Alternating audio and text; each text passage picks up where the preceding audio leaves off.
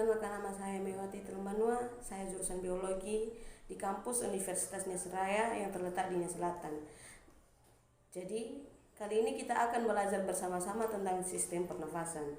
Mungkin teman-teman tidak asing lagi dan tidak heran lagi apa sih itu sistem pernafasan. Jadi teman-teman, sistem pernafasan ini dibagi dalam dua bagian, yaitu sistem saluran pernafasan atas dan saluran pernafasan bawah. Jadi saluran pernafasan atas terdapat di luar rongga dada, yaitu rongga hidung, faring, laring, dan trakea bagian atas. Dan saluran pernafasan bawah terdapat dalam rongga dada, terdiri dari bagian bawah, trakea, dan paru-paru. Jadi organ yang dalam sistem pernafasan yaitu hidung, rongga hidung, faring, laring, trakea, bronkus, bronkiolus, dan paru atau alveoli. Baik, kita akan membahas satu persatu teman-teman. Yang pertama bagian hidung. Mungkin teman-teman tidak asing lagi ya, ada bagian hidung ini termasuk bagian tubuh kita. Hidung terdiri dari dua bagian, yaitu bagian luar atau hidung bagian luar atau nasal eksternal terletak di bagian tengah wajah, dan bagian dalam rongga hidung atau cafu nasi ini yang dibagi oleh sebuah sekat atau septum nasi menjadi rongga hidung kanan dan kiri. Hidung luar ini atau nasal ekstra ini berbentuk piramid, yang mana di mana sudut atas atau atapnya berhubungan langsung dengan dahi. Jadi pada bagian apeks ini, bagian dasarnya terdapat dua buah lubang hidung atau nares yang dipisahkan oleh sebuah sekat yang berjalan dari depan sampai ke belakang, sampai ke belakang rongga hidung yang disebut dengan septum antero-posterior. Dan pada pinggir lubang itu terdapat sejumlah rambut atau fibrisae yang gunanya untuk menahan kotoran atau debu yang masuk bersama udara pernafasan. Baik teman-teman, langsung pada faring. Faring ini terletak di belakang rongga mulut, dan saluran ini merupakan tempat lewat baik udara maupun makanan atau minuman yang ditelan. Saat makan ditelan, katup tulang rawan ini disebut dengan epiglotis yang menekan ke bawah untuk menutup saluran pernafasan.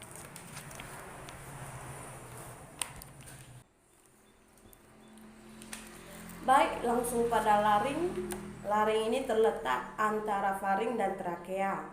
Dan pada laring ini teman-teman terdapat kotak suara yang disebut dengan Adam's apple, yang di dalamnya terdapat jaringan elastis yang melintang dan membelah dua. Dalam laring ini disebut dengan pita suara. Jadi teman-teman, udara melintas kuat melalui kotak suara ini menyebabkan getaran pada pita suara yang menimbulkan gelombang suara. Baik teman-teman, langsung pada trakea. Trakea ini teman-teman terdapat dalam rongga dada dan bercabang dua kiri dan kanan. Jadi dinding trakea ini teman-teman terbuat dari tulang rawan yang berbentuk cincin yang lentur, yang mana cincin tulang rawan ini teman-teman untuk melindungi trakea, membuat dia lentur atau fleksibel dan mencegah kolaps atau melebar kelebihan. Baik, langsung pada bronkus teman-teman. Cabang trakea kiri dan kanan ini teman-teman disebut dengan bronkus, yang mana cabang ini diameternya lebih kecil dari trakea, dan tiap bronkus ini masuk ke dalam paru-paru. Jadi bronkus ini teman-teman tujuannya untuk masuk ke dalam paru-paru, dan dia lebih kecil daripada trakea. Baik, langsung pada bronkiolus. Bronkus akan bercabang-cabang lebih banyak dan lebih kecil, khususnya pada paru kanan yang mempunyai 3 lobus. Karena banyaknya cabang ini teman-teman sering disebut pohon bronkiolus. Jadi teman-teman, bronkus dan bronkiolus ini mengandung jaringan otot polos. Jaringan otot ini mengontrol besar atau diameter saluran nafas.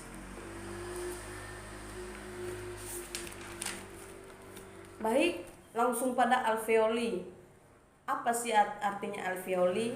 Alveoli ini ujung saluran nafas sesudah bronkiolus berbentuk kantong udara yang disebut alveoli. Jadi teman-teman, kelompok-kelompok alveoli ini yang sangat ingin berbentuk seperti anggur, dan di sanalah terjadinya pertukaran gas O2 dan CO2. Dan di alveoli ini teman-teman, dia terjadi pada pertukaran gas O2 dan CO2. Jadi dinding alveoli ini teman-teman berupa selaput membran tipis dan elastis seperti diliputi oleh banyak kapiler. Jadi membran ini teman-teman memisahkan gas dan cairan. Gas yaitu udara kita saat menarik nafas, dan cairan ini adalah darah dari kapiler. Jadi seluruh pertukaran dalam paru terjadi alveoli. Baik teman-teman, yang terakhir adalah paru. Paru ini merupakan bagian terakhir dari sistem pernafasan teman-teman. Jadi paru ini merupakan organ paling besar dari organ pernafasan, dan ada dua buah kiri dan kanan. Paru kanan mempunyai 3 lobus dan sedikit lebih besar daripada paru kiri yang hanya mempunyai 2 lobus. Biologi sistem pernafasan. Fungsi sistem respirasi atau pernafasan ini yaitu untuk transport gas dari sistem sirkulasi. Jadi sistem respirasi atau pernafasan ini termasuk ada 3 macam, yaitu 1 respirasi eksternal. Respirasi eksternal ini teman-teman pertukaran gas antara atmosfer atau udara bebas dan darah. Jadi yang kedua yaitu respirasi internal. Respirasi internal ini teman-teman pertukaran gas antara sel-sel tubuh. Dan yang terakhir adalah respirasi seluler atau respirasi aerobik, yang mana fungsinya yaitu penggunaan oksigen untuk memecah glukosa dalam sel. Baik teman-teman, langsung pada materi terakhir kita yaitu pertukaran gas. Yang mana pertukaran gas ini adalah O2 dan CO2. Jadi O2 dan CO2 ini teman-teman terjadi pada alveoli, yang banyaknya ratusan juta alveoli ini di dalam paru-paru kita. Dan alveoli ini dikelilingi oleh kapiler darah yang mengangkut gas dari alveoli. Darah kapiler ini teman-teman mengandung banyak CO2 dan sedikit O2. Konsentrasi gas di dalam alveoli ini teman-teman, dan difusi O2-nya itu dari alveoli ke dalam darah.